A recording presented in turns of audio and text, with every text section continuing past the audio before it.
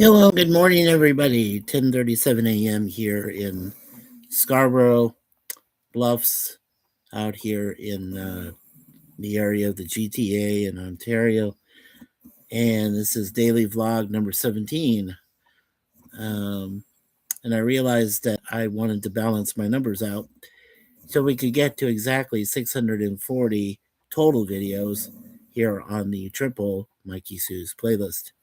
If you hear some snoring, that's my beautiful wife, Suzanne. So no nasty comments, please. Okay. Um, okay. I'm here. I'm here this morning. Um, I'm pleasantly. We are only 3 days away from meeting our friends Adam and Lisa Explore. Wonderful two people that we know through YouTube in person, and hopefully that's still going through. Yeah. Well, so we will be out on Sunday. There obviously won't be anything going on.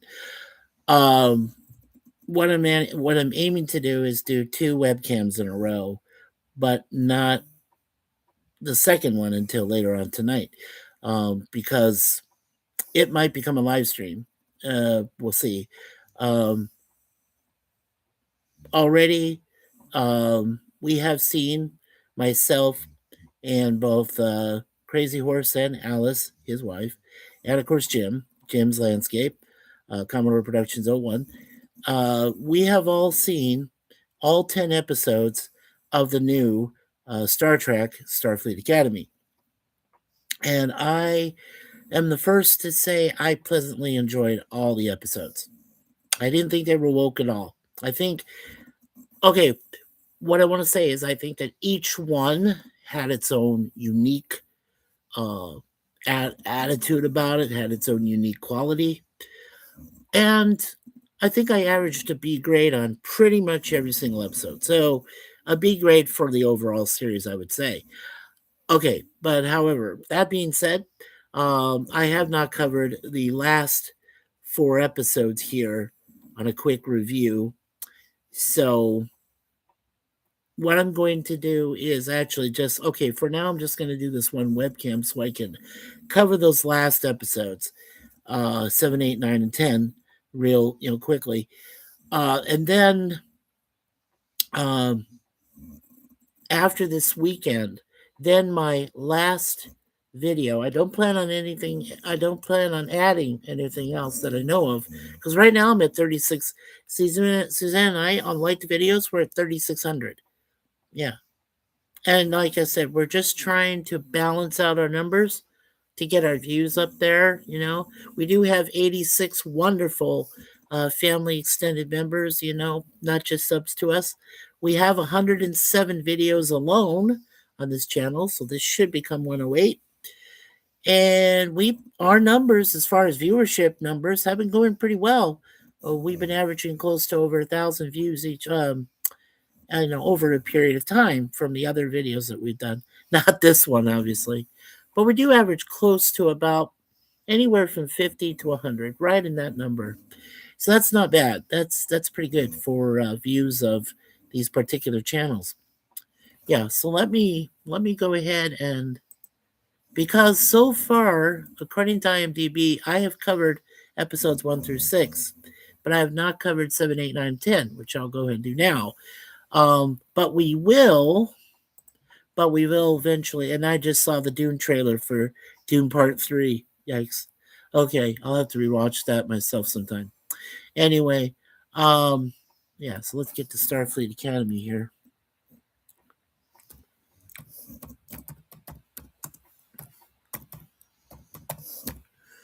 Okay. Now, we have pretty much covered. God, I can't believe that people still hate on this, even though popularity has gone up by about 34 people so far. Well, at 34, and then it's gone up 8 from that. So, yeah. But I can't believe that over 29,000 people are giving this only a 4.4 out of 10. So basically, what Gorilla would say is an FU out of 10. Now, come on. Really? There's some people that have actually got to be stupid. I mean, I'm sorry. I don't like to call people stupid, and I really don't. But in this case, I would say that maybe more than half of these 29,000 people are dimwit bulbs and should go back to school and maybe go into a cinema class or a TV class and start learning about what TV is all about. Okay. Because to me, this is actually a decent series. And I didn't, you know what? I went into it with probably one of the most, cynical. Yeah, that's probably a good word. I went into this with one of the most cynical attitudes because I really thought, okay, this is probably going to fail, yeah, I mean, I addressed the situation that a Klingon is, gay. Okay, I got that. Okay, Jaden, I got that. But come on, I mean, we for a while we have been ragging on the LGBTQ plus community for a while. Why don't we just cut them a break once in a while, okay? And I'm saying that as a Christian, okay? I am being the Christian right now, saying let's cut it a break at least for a series like this. And I mean, it was good. And the description of it in IMDb probably doesn't do it justice. But it says it's coming of age, space sci-fi, action, adventure, drama, sci-fi. There you go. There's like 6 attributes to the genre, okay, of TV, a series in this case. And I really did enjoy it. Let's see. To me, my perfect assumption, or excuse me, not assumption, sorry, my perfect assessment of it is that it is basically Deep Space Nine 2.0, and it is on Earth. Okay. Otherwise, yeah, there are moments where it is on the starship, the USS Athena, uh, you know, and everything else is going on, and I'm like, well, come on, just give it a chance, some people. Honest to God, I mean, I'm really upset by people that have just ragged on it. Don't even give it a chance. Um, okay, so the main people. I'm just going to read the actors' names. I'm not really going to go into it as far as their backgrounds because I am just going to go quickly as I can through the last 4 episodes I haven't covered yet. But we are looking at Holly Hunter as Captain Nala Aki.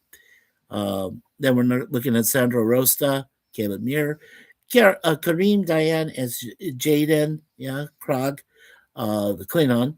Then you have Karis Brooks who plays Sam, the like the Doctor, a hologram in a human form. George Hawkins as Darren Ramey. Bella Shepard is Genesis Live. Stephen Colbert, who comes from his show, that's going off the air pretty soon because of dumbass Trump card. But Colbert was Starfleet Academy's digital dean who makes announcements. Britt Marling was on the USS Athena as the computer voice, bringing back the tradition of when Majel Barrett, Roddenberry, was the voice of the computer in all those TV series and movies. Gina Yasher, who is Laura Thok. I think she's great as Laura, actually. Robert Picardo returns. So there's a homage to, Voyager. He comes back as the Doctor. Now, he was only in 8 episodes of the 10, so. Then you had Zoe Steiner, who appears as Terima Sadal. I think she's great. Tig Notaro, who was in the original USS Discovery, which, suffice it to say, I only gave it a chance after 2.5 episodes and said it was basically shit. Sorry, I'm not going to say that word once. Sorry about that, folks. Okay, so Oded Fair, he comes back as Charles Vance from that series. Commander Kelrick, Raul Baneja comes back. Romeo Carrera as Okam Sadal, the brother of Tarima, who are both from Beta Z. And then you got Dale Whibley, who's Kyle. And then you've got Tatiana Maslany, who plays Anisha Muir, that is the mother of the guy that plays Caleb. And then, of course, you got Mustafa Braca, who is played by the great Paul Giamatti, who appeared in 3 episodes of that, of the series. Yeah, okay. I'm just going to read one thing here, and I'm just a part of it. Danny Boy Blue with a 4-star rating says, I came in positive. I left meh. I honestly can't find the energy to put the time to a full review. I was looking forward to something new in the Star Trek universe, and I'm all for it. But yeah, but I think I don't need to elaborate much more. The creators are Gaia Violo, Alex Kurtzman, and Noga Landau. I'll tell you what, since I really don't care about Alex Kurtzman, in fact, I wish he'd go away forever. Maybe, yeah, not permanently. No, I don't wish that on anyone, but hey, if God takes him, he takes him. Hey, whatever. But I will take a look at Gaia Violo and Noga Landau just to see where they came from, their backgrounds. And I will take a look at one last person. That is the great Jonathan Frakes, who is married to the wonderful Connie Francis of soap opera fame. And he did do his director job. He did a great job, by the way, on episode 9 of this series. So I am looking forward to that third and last checkup. Okay. And we have Commodore Productions. I'm glad you got the notification there, Jim. He says hello. And JP's Tabernacle. Welcome again, sir, and welcome back to the family. They're in Canada, and he says, hey, Mikey. So welcome, JP's, and welcome, Jim. Okay, we got 4 people watching. We got 1 person who has already hit the like. Remember, if you like this, you're not obligated at any time. If you just want to watch, that's totally fine. But if you do like it, yeah, takes 1 second. Hit the like. Don't forget to subscribe if you haven't already. We do have 86 subscribers. We're hoping to get to 100, but when we get there, we'll get there. No worries. And remember, hit the share button so you can share this with everybody else in the community and for those of your friends that have never been there. And don't forget, hit that notification bell so you can be notified when we do these future, live webcams like this. Any live podcasts we do, which I'm really hoping I can get a couple more people to come up and do a 1v1. I would say that, again, I really appreciated Crazy Horse and Alice's wife that were there, for Mops 3, which to me is like a 1v1 because it was just the 3 of us. We had some fun. We talked about stuff. And that was one of our most popular streams, right? That right now, I think we're still about 17, 18 likes. So we did really well. And it's gotten a lot of views. So I'm really happy about that. I'm really cool about that. Now, I have put the Mops project on a temporary hiatus, not permanent, but on a temporary. I am trying to find other wonderful people we still have in our family that I haven't interviewed yet, as 1v1. And we can talk about that as part of the Mops. And I think Chance is one. I definitely want to get Chrissy up there so I can talk to Chrissy of Brain Benders Banter. And again, Chrissy, thank you so much, my darling sister, my darling adopted sister from me and Suzanne, for allowing me up there last night with your trivia. And that was fun. That was another tie again. We won at Wheel of Fortune, but then the chat won barely, but over there at Jeopardy. So, yeah, those are the 2 games we usually play. So it's a lot of fun. It is a lot of fun. Okay, so let me take a look then, first of all, at episode 7. And like I said, we're going to try to go as fast as we can. Now, according to IMDb, for next year, they have a plan. They have a plan for right now 3 episodes. They're saying they're in the can. Okay, which is weird, but all right. For next year, for 2027. That's what I'm hearing, and that's what I'm reading. But I don't know if that's true. So we'll see what happens with that. But anyway, yeah, let's go back to season 1. So I will move back here to season 1. Okay. All right, so yeah, so we've gone through episode 1, which was Kids These Days, episode 2, which was Beta Test, episode 3, which is Vitus Reflux. Then we had Vox in Excelso, which was episode 4. Season 5 was series Acclamation Mill, which is Sam's acronym is Sam, but in the whole thing of it, it's called Series Acclamation Mill. That is her actual designation. That was in episode 5. And then in episode 6, we had Come Let's Away. And they were all pretty decent episodes, except that most people still are rating them anywhere from a 5. Let me see here. What is the lowest grade so far? Okay. So lowest grade I see so far from the first 6 was like a 5 out of 10. Holy crap. And then there's like I think it got better. Yeah. Well, episode 6 was 6.7. Okay, here's where it gets really depressing. Let's see. Okay, so Kozang, which is episode 7, and during the school holiday, cadets return home and must choose between family expectations and dreams, which came out February 19th of this year. That got a 4.7 out of 10. So that is the lowest grade I've seen of all 10 episodes. Pretty sad. Let's see here. And yet they're top rated. That's what IMDb says.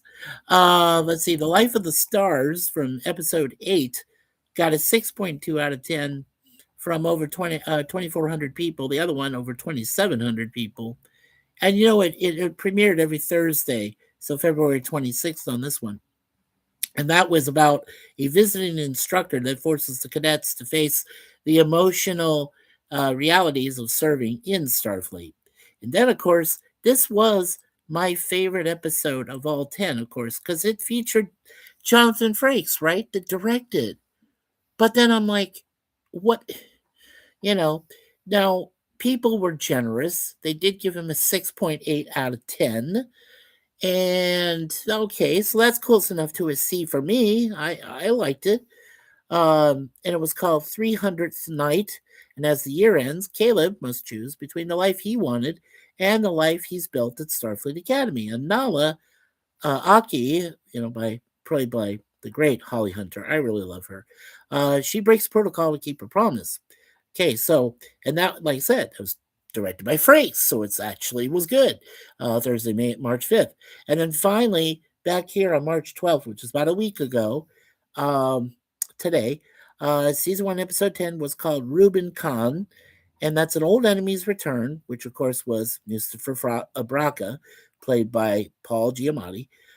He forces Nala to confront her mistakes in a mission to save the Federation. And that, from over 1,400 people, has received a 7.0 out of 10. And like I said on the previous episode, over 1,700 people have given that a 6.8 out of 10. So those last 2 episodes of this season are getting decent reviews. Finally. But everything else before that, you all think it's a piece of crap. Anyway. Okay. So what we'll do now is, let's see, we'll just go through each episode and see if there's any trivia we can quote or anything else that's going on. Let's see. And Andy Armaganian is the director of this. Yeah, but we're just going to look at the 2 creators and then Frakes. But to be fair, Armaganian has done a pretty decent job directing some of these episodes, I think. Yeah, as I said, unfortunately, this was the one episode that got the least. Okay. Now, the spoiler for this episode, it's just one thing of trivia. Jaden is revealed to be in a same-sex relationship with Kyle, making him the very first gay Klingon in any Star Trek show, and the actor portraying him is openly gay. So the actor that plays Jaden. Well, that's good to know, because, like, at that time, I was like, okay, yeah. No soundtracks, no crazy credits. I don't do goofs, I don't do quotes anymore. So for whatever information IMDb, whether it's incomplete or not, this is what they're providing. So that's the one spoiler for Kazane. Let's see. Okay, so let's move on to the next one. We're going to try to cover this as fast as possible. Okay, so the Life of the Stars. Let's see. Okay, 6.2 out of 10, as I said. Okay, so let's see if there's any trivia on this one. Oh, okay, here we go. All right, so I'm just going to try to read it verbatim as fast as I can. Okay, the holographic family the doctor mentions to Sam was from the season 3 episode Real Life in 1997. The doctor created a holographic family to help him better understand human behavior. And of course, that was on Voyager, right? Real Life. When showing his program to Lieutenant Torres, she found the doctor's family to be far too unrealistic and too nice. A submissive wife who always agrees with her husband, doting children that never argue or disobey, and are always well mannered and behaved. It was essentially a holographic 1950s to 60s era sitcom like Leave It to Beaver from 1957 or The Andy Griffith Show in 1960. So, what Bellani decided to tweak the program to make his family more realistic. That way, the doctor would have a better idea of what a human family is actually like. A headstrong wife who frequently disagrees with him, a rebellious teenage son who falls in with the wrong crowd and joins a Klingon gang, and a hormonal teenage daughter who likes boys and thinks she always knows better than her father. Okay. All right. Now, there are a couple of spoilers to this. They're very wordy, so let me go ahead and try to get through this as fast as I can. Okay, when Sam explains that Kask, that's KSQ, her homeworld, has an extreme gravitational gradient that causes time to pass more quickly, with 3 days on Earth equaling 5 years on Kask. The doctor mentions that the USS Voyager encountered a similar planet, which he spent a significant amount of time on. In the season 6 episode Blink of an Eye in 2000, Voyager discovered a unique planet with a tachyon core, which generated a subspace particle field that ran between the poles, causing time on the planet to pass at an extremely accelerated rate compared to the rest of the galaxy. Specifically, 1 day on the planet equaled slightly more than 1 second. That's 1.03 seconds, actually, in normal time. So 3 years on the planet would only be like 18.9 minutes in normal time. Voyager became trapped in orbit of the planet due to its intense gravity well. To get more data on the planet's conditions, the doctor was sent to the surface. When Voyager first arrived, the planet's inhabitants were in a Stone Age level of development. The ship's presence affected the planet's gravitational field, causing severe ground quakes, leading to the inhabitants to call Voyager Ground Shaker. By the time the doctor visited, the inhabitants had developed into a space age level. He was only supposed to be on the surface for 3 days, but a problem with Voyager's transporters caused them to be offline for nearly 19 minutes, which, from the doctor's perspective, was 3 years. Okay, and has anybody else come in the chat yet? Nope, I still see Jim and JP's, so I'm glad you guys are still here. 2 likes, 2 people watching. Thank you very much, guys. I do appreciate that very much. Okay, so starting with the next spoiler. Let's see here. Okay, in his personal log, while describing the experience of watching yet another sunrise as someone who doesn't sleep or age, the doctor describes time as a beast that bites us differently, referring to the negative effects of time and how it can even negatively affect someone with an extremely long or indefinite lifespan. Now, this sentiment is somewhat similar to how Dr. Tolian Soren described time in the Star Trek Generations film from 1994. Soren, remember, told Captain Picard that time is the fire in which we burn, and he later tells Picard time is like a predator. It's stalking you. Oh, you can try and outrun it with doctors, medicine, and technology, but in the end, time will hunt you down and make the kill. Yes. Thank you, Malcolm McDowell, for that. All right. Sam asked the doctor if he had ever been in love, although he doesn't answer. There were at least 2, possibly 3 women that the doctor had been in love with while he was on Star Trek Voyager. In the season 2 episode Life Signs from '96, Voyager rescues a Vidian scientist named Dr. Dinara Pell, who was in the terminal stages of the phage. In order to save her, the doctor created a holographic body for her mind to temporarily inhabit, leading to them developing romantic feelings for each other. In the season 6 episode Blink of an Eye from 2000, which the doctor mentioned, he was trapped on the planet Gotana for 3 years, and he mentioned to Captain Janeway there was a woman he had been in a romantic relationship with. The Doctor also developed strong feelings for Seven of Nine, of course, played by Jerry Ryan. He came to love her as a friend and a pupil, but there were also indications he may have had romantic feelings for Seven at one time before she began her relationship with Chakotay. Yep. All right. And let's see. Yep, and there is just one more. First instance to include Mary Wiseman as Lieutenant Sylvia Tilly from the Star Trek Discovery series. However, she is not officially credited except as a special guest star in the opening credits. So, as I said, that was from episode 7. And yeah, remember, I don't do the goofs or quotes. Okay.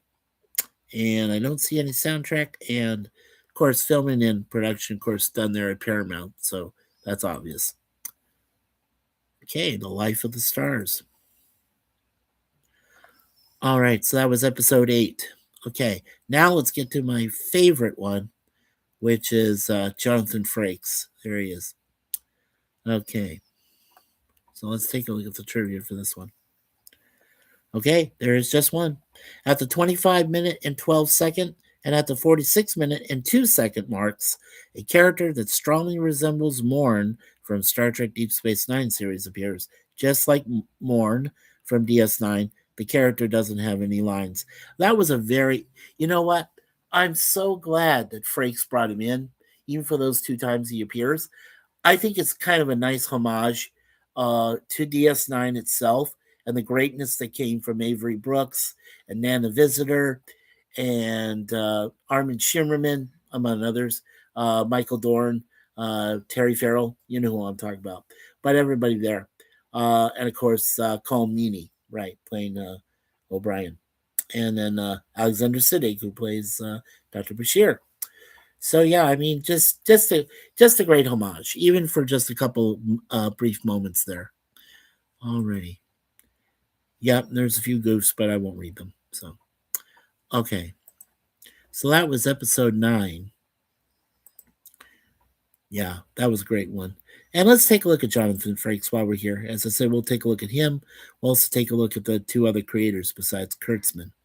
Now, Frakes appeared in the movie called The Captains, which came out in 2011. That's where William Shatner talked to all the current captains, all the way up to Chris Pine, who was playing Captain Kirk in the alternate Kelvin universe under J.J. Abrams for those 3 movies. He appeared in Star Trek Beyond, and Star Trek Into Darkness. Yeah, so those 3. Okay, Jonathan Scott Frakes was born in Bellefonte, Central Pennsylvania. He is the son of Doris J. Yingling and Dr. James R. Frakes, a professor. His parents moved with Jonathan and his younger brother Daniel to Bethlehem in eastern Pennsylvania. There, his father taught English at Lehigh University, where he held the Fairchild Chair in American Literature until his passing in 2002. Frakes is of German and some English ancestry. And let's see, before we look at a little bit more on him, remember, he played Riker in 4 major Star Trek films. He's known for Star Trek Generations in 94, Star Trek First Contact in 96, Star Trek Insurrection in 1998, and of course, Star Trek Nemesis in 2002. And let's see, yeah. Okay, so in his acting wise, anyway, and he's done like 99 different things. So his one that's upcoming will be number 100 for him. I'm really happy about that. Let's see. So in a TV series called The Mighty Nine, Nein, of this year, he was Xenov, a voice in that. So it must be an animated thing. Season 1, episode 1, called Moat of Possibility. That was his latest thing. He worked on Cave Woman TV series. Okay. He was in a TV movie as Winston which is the last TV movie I believe he's worked in, called A Biltmore Christmas, which came out 3 years ago in 2023. Let's see. And I think he's doing a sequel to that. It's in pre-production. It's called A Grand Biltmore Christmas. So as I said, once that's done, that'll be his 100th appearance in either TV or film. So that's pretty cool. Um, yeah, let's go ahead and take a look at his director credits here. Just trying to get through. And he was a producer for 4 times. That's pretty cool. Yeah, okay. So he produced. Okay, so he was an executive producer in 1999 for a TV movie called Dying to Live. Then he worked on the series Roswell about the crash landing of the aliens in Roswell, New Mexico, that TV series. He was an executive producer for that, and he produced 61 episodes from 1999 to 2002. Then, in the cable TV series called The Librarians, he both worked as a co executive producer or as a supervising producer for 11 episodes of that show, which ran from 2016 to 2018. And then, what's upcoming for him is a pre production on a new TV series called Arthur C. Clarke's Venus Prime as an executive producer. And that's one episode. And in this, it's an amnesiac and an amnesiac woman with biomechanically enhanced abilities must uncover the truth about her past and purpose while she escapes and evades the deadly forces trying to harness her talents to rule the galaxy. So that is based, I'm assuming, on an Arthur C. Clarke previous book called Venus Prime. So that's coming up on the Sci-Fi Channel. Yeah, so cool. He's going to work as executive producer on that series. So that should be good. Yeah, it doesn't say when it's going to come out yet, but yeah. So that should be cool. Okay, so that is his 3 previous producer credits. Okay, now we'll look at all of his. Okay, so I'm just going to look at where I just said here. Two things. Okay, so he did direct 2 episodes of Star Trek Strange New Worlds between 2023 and 2025. He worked on season 2, episode 7, called Those Old Scientists. And then in season 3, episode 4, he worked on an episode called A Space Adventure Hour. Nice. Okay. And like I said, he worked on this one episode, episode 9, of Starfleet Academy, called 300th Night. We did say that. And according to IMDb, other than the Arthur C. Clarke's Venus Prime, where he's going to be directing and executive producer, he is also working on a TV series for later this year called Deathlands. And in that, it's in pre-production, but he's a director for that series. So that's cool. And so far, he's worked on 49 other previous shows or movies as a director. And then he's got 2 more. So here he'll have 51 total works once he gets these other 2 out of the way. So very cool. All right, let's look at Jonathan personally here real quick. His birth name is Jonathan Scott Frakes. He is 6'2.5". This man's tall. He has 3 nicknames. He's either called Johnny, number 1, from his time there with Star Trek Next Generation, and 2 Takes Frakes. So he does everything pretty much in 2 takes. That's what he's known for. Okay, so let's see here. Yeah, he's got a long biography, so I'm just going to try to get some bullet points here. Okay, so growing up, he was introduced to jazz by his father. He played the trombone when he was in 4th grade. Let's see. He graduated with a BA in theater arts in 1974. He moved to New York City to try to make it as an actor. He was in the Broadway musical Shenandoah. That's a great one. And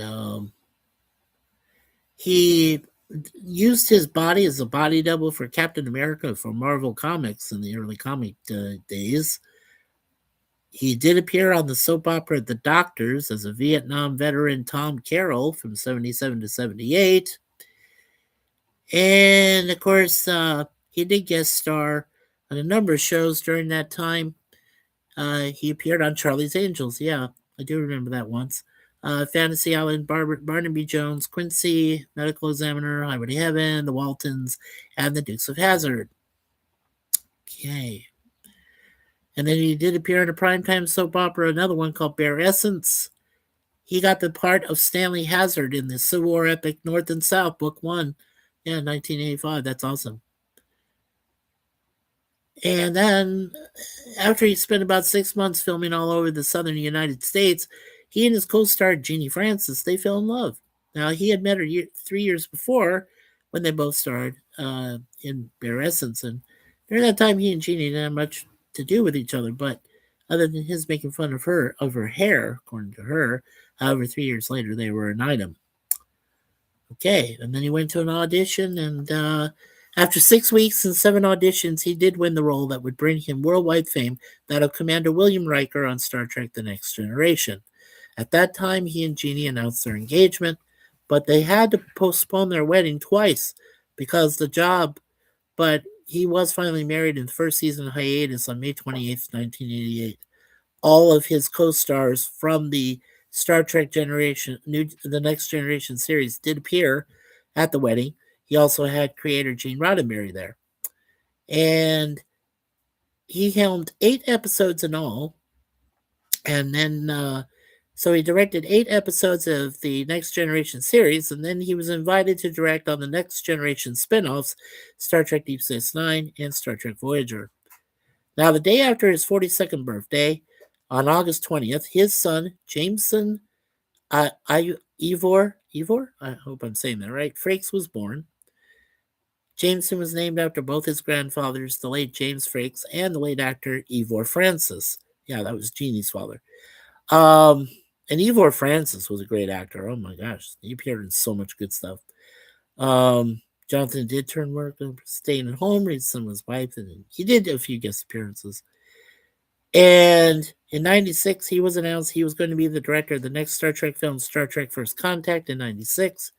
And he did receive critical praise. And of course, it is the highest grossing entry of the franchise to date. He ended up forming his own production company called Gep Circle Productions. That's first part is spelled Goe and then double P as in Papa Papa. And it was named after the street he lived on in Bethlehem, Pennsylvania. And then just 2 days after his 9th wedding anniversary in 97, Elizabeth Frances Frakes was born. But sadly, just 2 weeks prior, Jonathan's brother Daniel passed away from pancreatic cancer. In 98, he was asked to direct the 9th Star Trek film, Star Trek Insurrection. And then, following mixed reviews for this film, he continued to direct the movies and television. He did act in a few non-Star Trek roles, and then he starred in the 10th Star Trek film, Star Trek Nemesis, which is great. I love that. So he has been married right now to Jeannie Francis with their 2 kids, Eliza and Jameson. And we mentioned his 2 parents, James R. Frakes and Doris J. Yingling. Okay, sounds Asian to me, or Chinese. Let's see. So their anniversary is May 28th of this year. So currently, he has been married to Jeannie Francis for 37 years. Really awesome. So when they reach their anniversary, 38 years. That's great. And the 2 kids. Now, he has a deep, resonant, authoritative voice. He has a blue-eyed stare. These are some of his trademarks. And a mischievous grin. Yep, we know him as Riker. But he was also the voice of David Xanatos on Gargoyles in 94 and Gargoyles Part 2. The puns and wordplay used at the end of every segment of Beyond Belief Fact or Fiction, that was the great documentary series he did on TV, 1997, always with a knowing smile. He is of towering height and slender frame. His unique way of sitting in chairs, stepping over them, and lowering himself into them, which he developed from a back injury. Oh, wow. I didn't know that. And there's a lot of extra trivia on him. Oh, yeah, lots. Uh, his favorite quotes, though, are my favorite actor of all time is Genie Francis, and fate protects fools, little children, and ships named Enterprise. And his biggest salary when he directed Star Trek First Contact, he made $5 million. Um, and when he acted, or in Generations, 400,000. And in the Next Generation, he made $100,000 per episode. That is pretty impressive. So that is the life of Jonathan Frakes. And as I said, born on August 19th, 1952. So he is pleasantly 73 years old. That's awesome. We love you, Jonathan. Actor, director, and producer. Okay. And sorry, I've got to run by everyone. Okay, Jim. Thank you, Jim, for being here. And we really do appreciate that, my friend and brother. And JP is my friend. Thank you for being here, too. We're almost done. I'm just going to go over very quickly those other two creators of the Starfleet Academy, and then we'll be done for today. Real quick, as I said, I just wanted to get through these last 4 episodes. And then after this weekend, we might have something planned next month, because we'll wait a little bit, while everybody catches up with the episodes. Yeah, after my April 1st 4 days that I'm going to be doing the very 4 parts of Jesus of Nazareth for that holiday week, up to Easter, which is on April 5th this year. Yeah, we might go ahead and put together. I will ask next month. I will ask Jim and Crazy Horse and Alice and myself, and the 4 of us hopefully can get together and do a complete review, all of us, on the Starfleet Academy 10 episodes, and then the whole series, itself. And then what are the plans, for next year? Like I said, according to what I'm seeing, there's supposed to be 3 episodes in 2027, but who knows? If there are a lot of people that don't like it, maybe that's it. We just saw the 10 episodes we wanted to see. Kind of hope not, because I like to see some more exploration on some of the characters and see if there's a little more to their backstories we can, watch and see and hopefully enjoy. And because Frakes did such a good job, I think he should be able to do another episode. I would like him to direct another episode if they do go to a second season. I would definitely look forward to that. Okay. So while we still have our friend JP's here, and appreciate that, sir. Of course, my wife is always watching. So let me, yeah. So let's go ahead and take a look at the 2 creators real quick. Okay, there we go.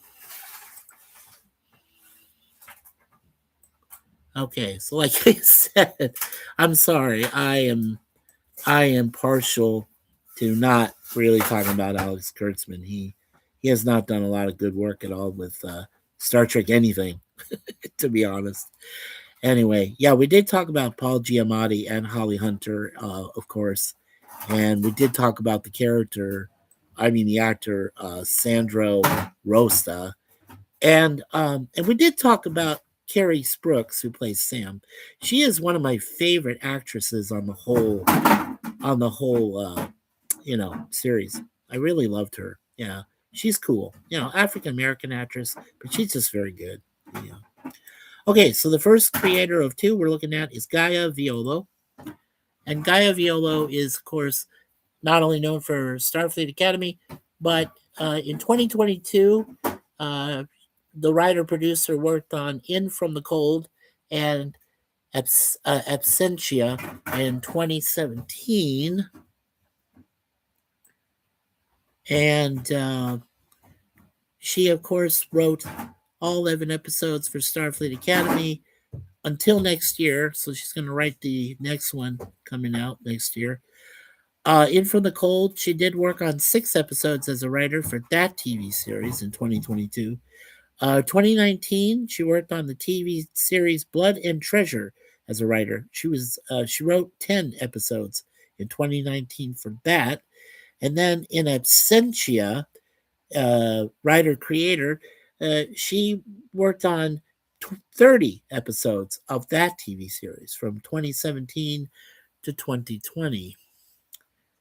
And now it says, according to IMDb, it says that Starfleet Academy for next year has one episode, but it's called episode number 2.1. There's no actual title to it yet. So I don't know. As I said, IMDb usually gets it right. Sometimes they do get some information wrong. They're not perfect, and sometimes they're incomplete. So I'm going to say at this point, Gaia probably does have another episode in the vault, but they haven't got to it yet. So as I said, everybody's saying 2027 for that. Yeah. Okay. She's also been so writer producer. Okay. All right. Now we're gonna look at let's see if we have a little more information here on Noga Landau, one of the other creators. Okay, there's Noga. She's both a writer and a producer, same as Gaia Viola. Noga, of course, not only known for the Academy, but also something called Tau, Tau, in 2018, and Tom Swift in 2022. And we're assuming both these people are still alive. Apparently they are. Okay, let's see. So, uh, So according to this, Noga Landau did write for 2 episodes of the Academy. Back in 2022 for Tom Swift, she was both writer and creator of that TV series. She wrote for 10 episodes of that series. The Nancy Drew TV Mysteries that they did a reboot of as a writer creator. From 2019 to 2023, she worked on 62 episodes of that series. How come I don't remember it?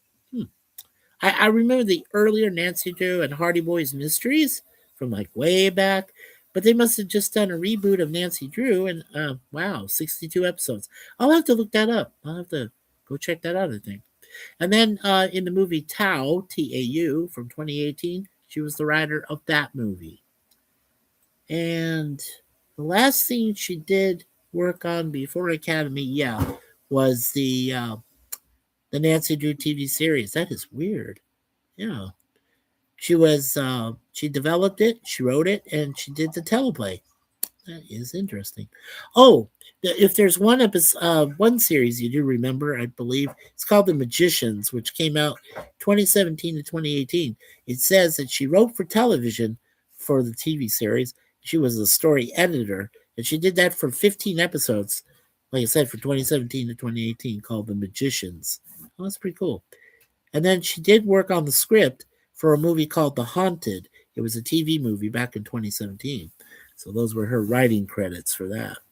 So that's Noga Landau. That is cool. And recently she has a picture of her here at San Diego Comic-Con. She's not a bad looking lady. Yeah. And she is pretty smart. Cool.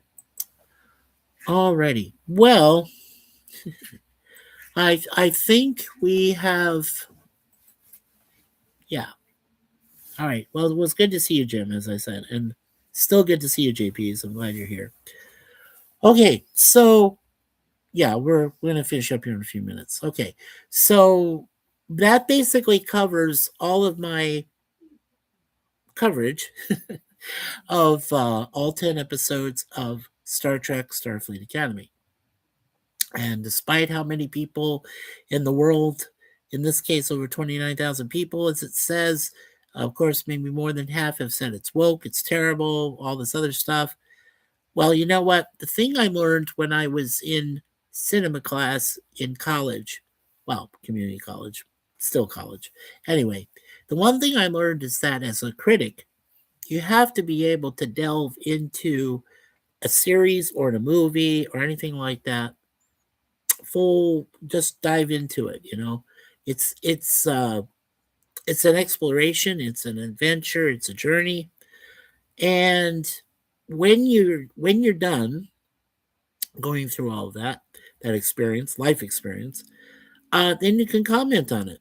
And I really think that most people, and I hope JP's agree with me. I know Jim agrees with me.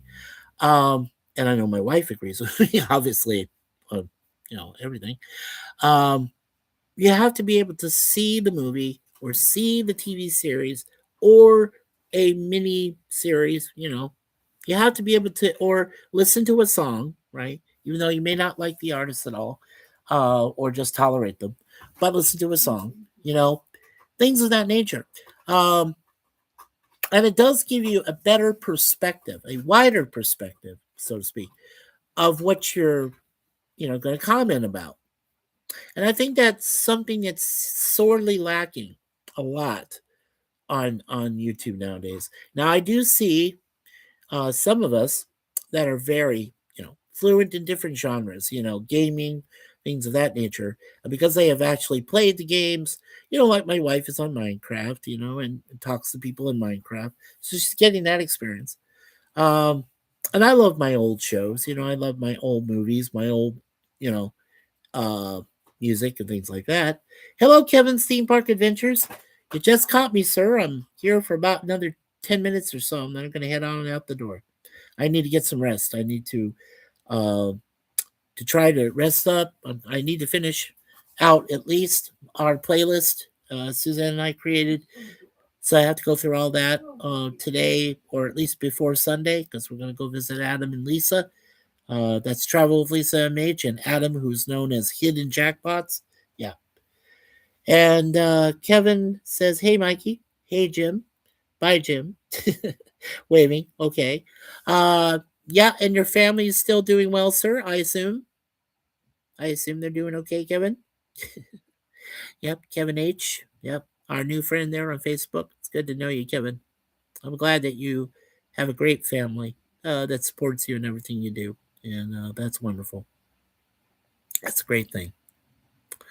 And JP's has always been regarded as a good friend of ours. Um, yeah. So, I mean, that's great. I'm glad that JP's is back in the fold, so to speak. um, yeah. So, yeah, Kevin, you're doing okay? Yep, we got 3 likes. Thank you. Appreciate that. Got 3 likes, 2 people watching. That is awesome. Okay, so as I said, this was Daily Vlog 17. I wanted to get an opportunity and a chance. I found it. I said, okay, let's go through the last 4 episodes of Starfleet Academy verbatim, as much as information I could provide, and finished with that. So that's good.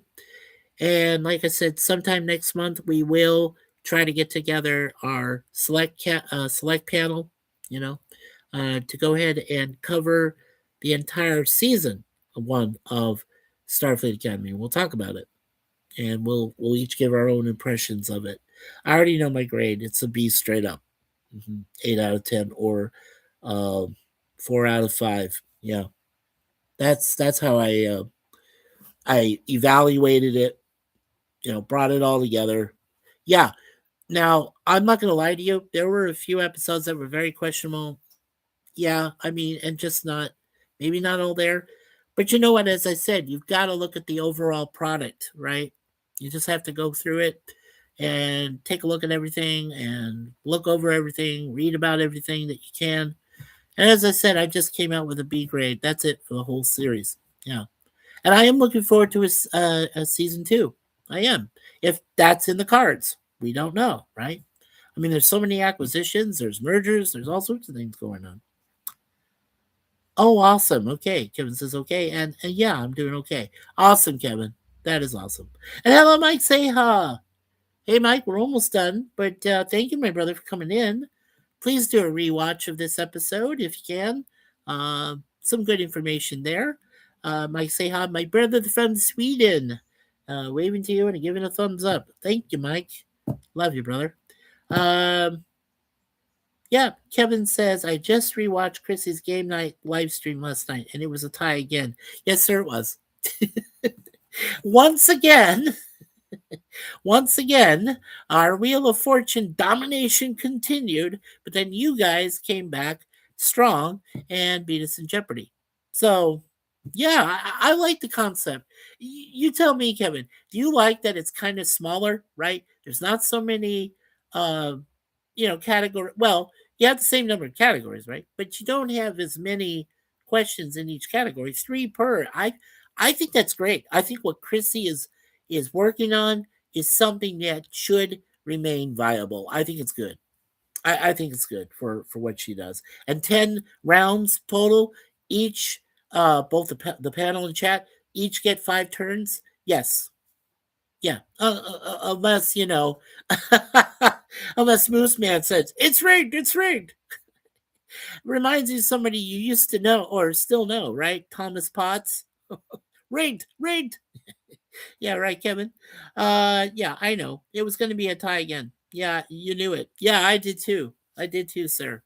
But it was a little hairy there for a moment, right? You got a little close. Yeah. But you had Grumple in there too. Now, is that really fair? I know he was having difficulties. I know he couldn't get up there with us, to be on the panel, but hey, just saying. But he was helping out the chat. But oh come on. Moose Man, you, Lemon, Sir Lemon, everybody had it handled, right? You didn't need the other ladies that were there. There were a few, but I mean, the ones we're talking about, Roddy and them, we were missing them, but they weren't there. So it's okay, it's all good. You guys did good. So yeah.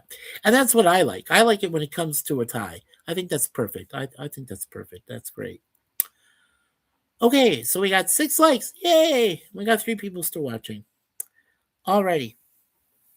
So let me go ahead and finish here these next 4 minutes or so. I'm sure it'll drift over a few extra minutes. It usually does, but that's okay. Okay, so really all we've got planned right now is April, or for April, is, as I said, I'm going to do as a special 4-day in a row. I'm going to go over each part of the TV miniseries Jesus of Nazareth from 1977. To this day, which is 49 years and counting, it is one of the more popular TV miniseries of all time. And I believe it's one of the most accurate depictions of Jesus Christ's life, from birth to life to preaching on behalf of the gospel, having the apostles he had.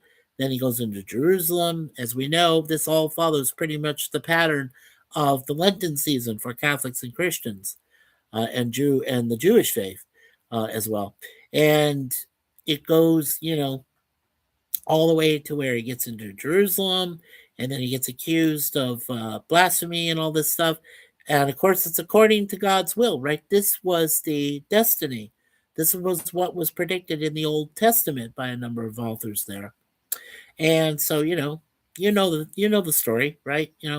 He gets tortured. He goes up on a cross and crucified, and then he gets taken down 3 days. He's in the cave, and then he's resurrected from the dead. Comes back to the apostles for one last time before he moves on to heaven, and we're all anticipating his second coming when he's going to come and save us all. So, yeah, I love Jesus of Nazareth.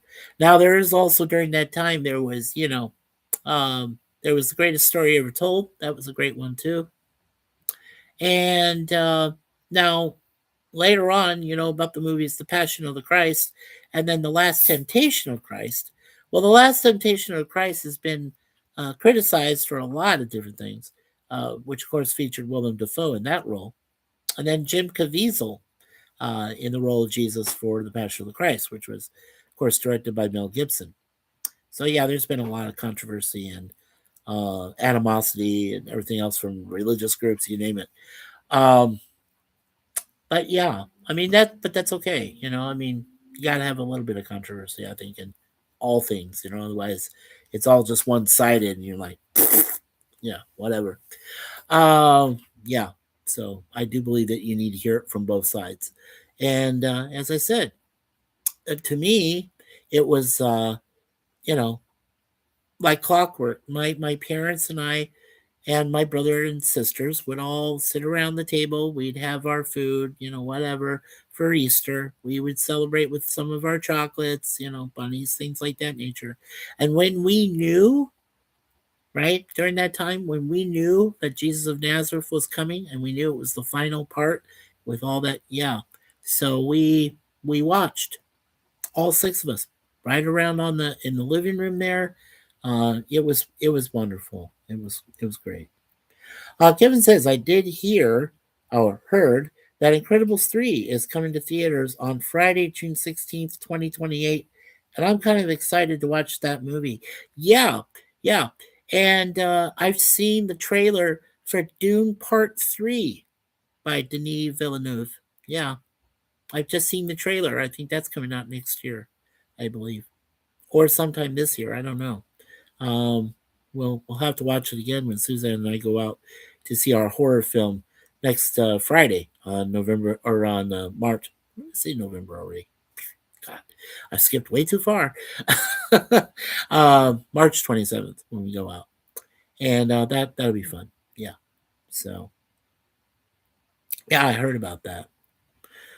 Okay, so 6 people likes, 3 people watching the chat and watching us, and I appreciate that so me and Suzanne both very highly, and our beautiful kitty cats who love to listen to us and watch us in room in Moonpie and Deja Vu. Boy, I think my brain's slipping lately. I need to get some more sleep. Okay, so let's do a quick prayer for everybody, not only here in the chat, but everybody we know throughout our associations. Okay, in the name of the Father, Son, and Holy Spirit. Dear Lord, thank you for bringing us all together today here online through YouTube. And we appreciate Kevin's theme park adventure. We appreciate Mike Seha. We appreciate Jim's landscape of Commodore Productions on one. And of course, we appreciate JP's Tabernacle. And we hope that all you guys and all your families are going to have some good Easter time coming up, as well as the rest of the year. And hopefully, everybody stays safe and sound. Um, we also pray upon, uh, as we say, we always ask God and His Son, Jesus Christ. We ask the most blessed Virgin Mary. We ask the Holy Spirit. And we ask our patron saints and all angels, the patron saint, Saint Suzanne, for my beautiful Universal Life Church minister wife. And of course, Saint Michael the Archangel, defender of heaven, and who sent the evil one and his minions to hell. And so for all of them, we ask, pray for us at this special time and pray for all of our family. Like I said, not just subs, but our family that we know through social media, through online, and of course, all of our immediate family and all of our wonderful people that live down there in the States and throughout the rest of this world. So for all this we pray. Amen and amen. Father, Son, and Holy Spirit. So thank you so much, everybody. Oh my gosh, is this true? We've got 11 likes. Woohoo! Let's hope that's true. Wow, and we got 2 people still watching. Yeah, because I always like to say, yay, 10 like hype, like per ancient one. And then I always say TYASM, which is thank you all so much. Yeah, that is what I do. Yeah, is that great, Kevin? 11 likes. Wow. Yeah. No, double, big. Yeah. Awesome. Wow. Wow. Okay, that is great. That's great. Okay, so as I say, on behalf of my beautiful wife, Suzanne, who says, and I quote, leave everything in God's hands, as my beautiful brother Larry, who I've known for over 50 years, sometime this year, we will do a special celebration if we can. We'll see what happens with that. We don't know, but we'll see. But he always says, always be yourself. And then, of course, I want to thank Jim and, brothers Jim and brother Matt for saying, helping me to say my new meme this year, which is remember, you'll never know where you'll hear or see me next. So make sure you ring that dang bell. There you go. Okay. And the last two, okay. So one that's always been approved by me, formally or approved to me, and Suzanne, was a quote from Siskel and Ebert at the movies, where Gene himself and his family allowed me to say, and now the aisle's closed. So thank you, Gene, for that. Rest in peace, as well as Roger Ebert. And I came up with this myself. So together strong, all day long. That's what I came up with. That was my last one. Okay, so as I said, on behalf of my beautiful wife Suzanne, our beautiful cats, Moon Pie and Deja, and of course myself, uh, I'm not that important. Come on. I'll leave myself last on everything pretty much from now on if I can. No, I know. You guys and gals enjoy my company, my repertoire. My diatribes. Yeah, I get ranty sometimes. Yeah, that happens. But I'm glad that all of you enjoy it. We really are glad about that. So, with all that, thank you so much, everyone, for being here. We love you all. We bless you all. And of course, God bless everybody that we know, all their families and friends, relatives, and so on. And hopefully, when we get back to you folks in April, uh, like I said, we'll do those 4 parts of Jesus of Nazareth. And then we will also in April. I did promise I will finish the 5th season of Get Smart, the whole thing, and then the 7 episodes that came out in 1995 from the new Get Smart. And then down the line, I'm going to have to try to find some volunteers from our family that can help me to cover the last 3 movies that came from Get Smart. The 1980, The Nude Bomb, the 1989 TV movie, which was called Get Smart Again, and then, of course, in 2008, which featured Steve Carell as Agent 86, and the rest. That was Get Smart in 2008. And then that'll be pretty much it. Oh, but one other thing I almost forgot. When I start these 4 parts with part 1 on, believe it, yeah, April 1st, so it will cover April 1st, 2nd, 3rd, and 4th, I will let you know the results of the poll. And believe me, right now, it looks like we'll be able to do another pop culture series later on this year, to be determined, okay, when I'm going to pick that. But I already know what I want to do. And I gave you a little bit of teaser on that on my other, daily vlog on 16. I gave you a little bit of a teaser. So if you folks can figure out which one I want to do for all of you later on this year, let me know in comments or whatever. And, it's always good. And Commodore Productions, he says, hi, Kevin, and bye, Kevin. Good to see you, Jim. And there he is. ONG. I think you were trying to say OMG there, Jim. And thank you for the thumbs up, Kevin. And will Mikey spin on a pole? No. Nope. Nope, nope, nope, nope, nope. But maybe Alice will. I don't know. I can't say. Um, we love her. Come on. We love her, Crazy Horse, you, Jim, Kevin, Mike, JP's, everybody that was here. Thank you all for being here, and we'll see you next time on Mikey Sue's, the MS, which is part of ChattyBloggerMS. Okay. Take care, everyone. We'll see you next time. And 12 likes. Wow. Thank you so much, everyone. Take care. And bye, Mikey. Thank you, Kevin. Thank you, everyone.